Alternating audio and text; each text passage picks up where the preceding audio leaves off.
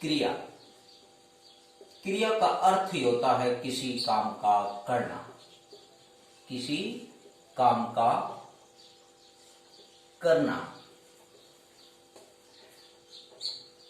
ये बताने से पूर्व मैं आपको ये बताना चाहता हूं कि जैसे ये क्रिया शब्द आया है, बड़ा ही खूबसूरत और अच्छा एक टॉपिक्स और अच्छा बिंदु लेके आया हूं, ताकि आप लोगों को ये समझ में आ जाए कि इस क्रिया को पढ़ने के बाद में कोई ऐसी चीज ना रह जाए जो आपके दिमाग से बाहर रहे। और आपको अच्छी तरह से मैं पूरा सॉलिड बता रहा हूं कि समझने में आपको कोई इसमें फेर नहीं रहेगा, क्योंकि आज जो आप पढ़ने जा रहे हैं बड़ा ही अद्भुत तरीके से पढ़ने जा रहे हैं। और मैं उसको बता देता हूं आपको। देखिए, परिभाषा के तौर पे परिभाषा है इसकी, किसी कार्य का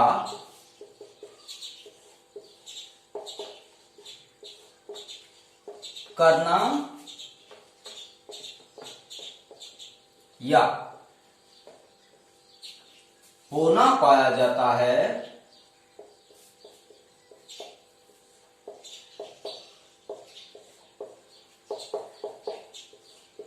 उसे हम क्रिया कहते हैं, उसे क्रिया कहते हैं। तो दोस्तों, लगभग आप सभी जानते हैं कि क्रिया का अर्थ क्या होता है। अर्थात क्रिया शब्द किसी काम का करना या होना ये स्पष्ट करता है। अब देखिए, क्रिया कर्म के आधार पर कितने प्रकार होते हैं दोस्तों? कर्म के आधार पर क्रिया के 2 प्रकार होते हैं। क्रिया के 2 प्रकार होते हैं।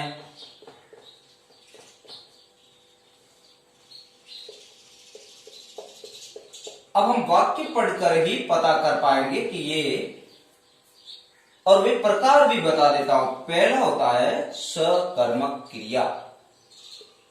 सकर्मक क्रिया, इसका अर्थ होता है जिसमें क्रिया शामिल होती है, जिसमें कर्म शामिल होता है, जिसमें कर्म होता है, उसे सकर्मक। देखिए, स और कर्मक यानी कर्म सहित, कर्म सहित।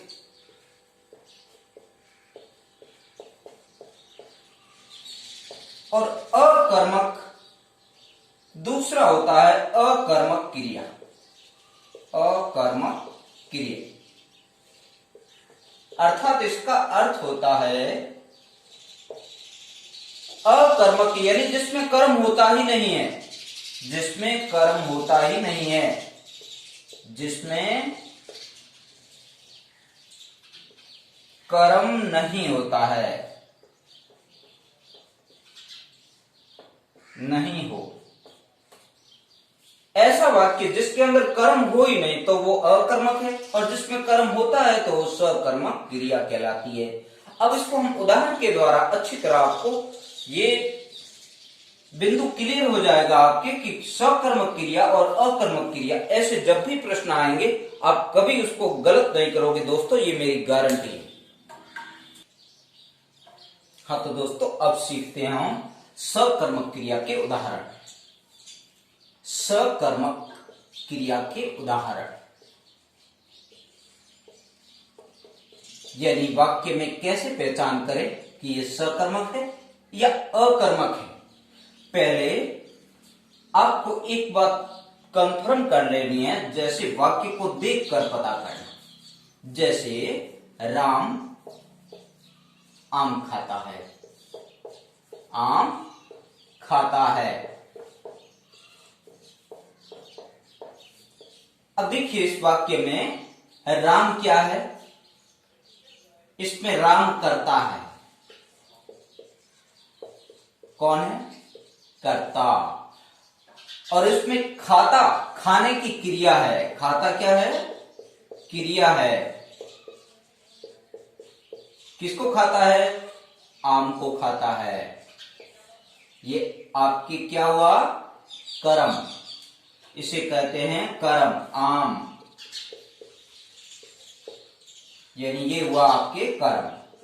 अब इस वाक्य में आपको पता है कि एक सीधी सीधी बात हमें ये पता होनी चाहिए कि यहां आम, राम आम खाता है। अब देखिए ये आम, यहां ये चीज खराब हो रही है, कम हो रही है, वो सकर्मक क्रिया है।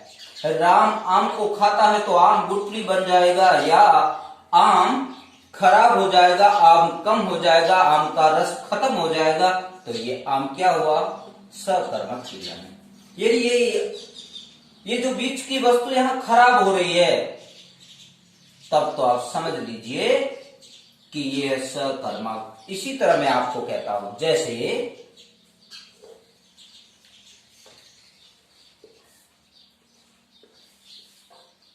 राजन कपड़े धोता है, कपड़े धोता है। अब आप समझ लीजिए, कपड़े यहां कर्म है, धोना यहां क्रिया है, राजन यहां कर्म है।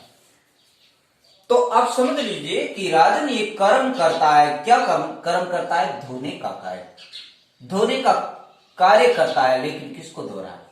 कपड़े को धो रहा है। तो दोस्तों यहाँ कपड़े क्या खराब हो रहे हैं या नहीं, या अच्छे हो रहे हैं, या खराब हो रहे हैं, कम हो रहे हैं? जो भी कपड़ों पे इफेक्ट तो पड़ रहा है ना, प्रभाव पड़ रहा है कर्म पे, अर्थात ये सकर्मक है, इसमें कर्म है। और अगर ऐसे ही कई बार, तभी हम देखते हैं कि ये टॉपिक्स लगभग समझ में आते हुए भी हम गलत क्यों कर बैठते हैं, क्योंकि परीक्षक इतना घुमा करके, इतना कंफ्यूज में डाल के देता है कि समझने वाले को समझ में नहीं आता कि ये अकर्मक है, सकर्मक है। इस कारण मैं आपको ध्यान से कहता हूं कि जो चीज बीच में खराब होती है या कम होती है तब सकर्मक है। अगर वो कम या खराब नहीं होती है तो वो सकर्मक नहीं है, अकर्मक है। अब अकर्मक का जैसे उदाहरण मैं बताता हूं कि पक्षी उड़ रहे हैं, जोर किसको आ रहा है? उड़ रहे हैं, इसमें कर्म है क्या? नहीं ना। अब पक्षी को ही जोर आ रहा है, उड़ रहा है, तो किसको जोर आ रहा है? पक्षी को जोर आ रहा है। तो यहां पक्षी उड़ रहा है, उड़ने पंखों का जोर किसका? पक्षी का। तो फिर ये अकर्मक है, इसमें कोई कर्म है ही नहीं। और वैसे ये नहीं आकर के अगर ये दे दिया कि पक्षी आकाश में उड़ रहे हैं,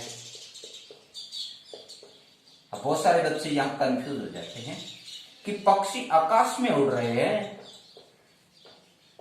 उड़ रहे हैं। तो दोस्तों देखिए, पक्षी ये कर्म हो गया, उड़ना क्रिया हो गया, और लोग क्या करेंगे? ये कर्म हो गया। लेकिन ये कर्म नहीं है। क्यों नहीं कर्म है? क्यों? इसका वजह मैं आपको बता दूं कि ये कर्म नहीं है। पक्षी आकाश में उड़ रहा है, क्या आकाश खराब हो रहा है? नहीं ना। पक्षी को ही जोर आ रहा है, आकाश का कोई फर्क नहीं पड़ेगा, भले ये उड़े या नहीं उड़े, अर्थात यह कुछ भी खराब नहीं हो रहा है। तो पक्षी आकाश में उड़े या सड़क पे उड़े, उससे क्या फर्क पड़ता है? ये सिर्फ अकर्मक क्रिया है। दोस्तों इस तरह से अगर आपके दिमाग में सेट रखोगे तो भूल कर भी आप गलती नहीं करोगे और पहचानने में जरा भी देरी नहीं होगी। अब कुत्ता दौड़ता है, अकर्मक क्रिया में बता रहा हूं, ध्यान देना, अकर्मक क्रिया।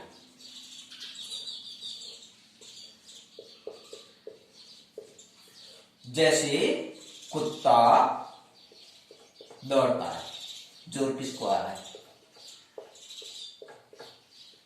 कुत्ता दौड़ता है, उसकी पैरों को जोर आ रहा है, केवल कुत्ते को जोर आ रहा है, लेकिन यहाँ कोई कर्म नहीं है। तो क्या हुआ? अकर्मक हुआ। और इसी तरह कुत्ता सड़क पे दौड़ रहा है, तो क्या सड़क खराब हो गई? नहीं ना। तो फिर यहां भी अगर कुत्ता, यहाँ की जगह कुत्ता सड़क पर दौड़ रहा है, तो क्या फर्क पड़ा? कुत्ता सड़क पर दौड़ रहा है, तो दौड़ने दीजिए, दौड़ रहा है। तो दोस्तों याद रखना, जब भी ये दौड़ने का बात आए, भले वो कहीं भी दौड़ता हो, लेकिन कर्म यहाँ प्रभावित हो रहा है। लेकिन यहाँ कर्म कोई प्रभावित नहीं हो रहा है, यानी शरीर पे कोई प्रभाव नहीं पड़ रहा है। कुत्ता दौड़ो, आदमी दौड़ो, जो भी दौड़ रहा है, ये सब अकर्मक क्रिया में आते हैं। इन बातों को विशेष याद रखना है, क्योंकि जहां पर कर्म प्रभावित होता है तभी वो सकर्मक है। अगर कर्म प्रभावित नहीं होता है तो अकर्मक क्रिया में ही आएगा। दोस्तों, इस बात का पूरा ख्याल रखना। जय हिंद, जय भारत। अब इस टॉपिक्स को पूरा पढ़ने के बाद में अगर इसी तरह के शानदार वीडियोस पाने के लिए आप इस चैनल को सब्सक्राइब जरूर करें, ताकि आपको इससे जुड़ी हुई सामग्री और भी मिलेगी और शानदार सामग्री प्राप्त करते रहिए।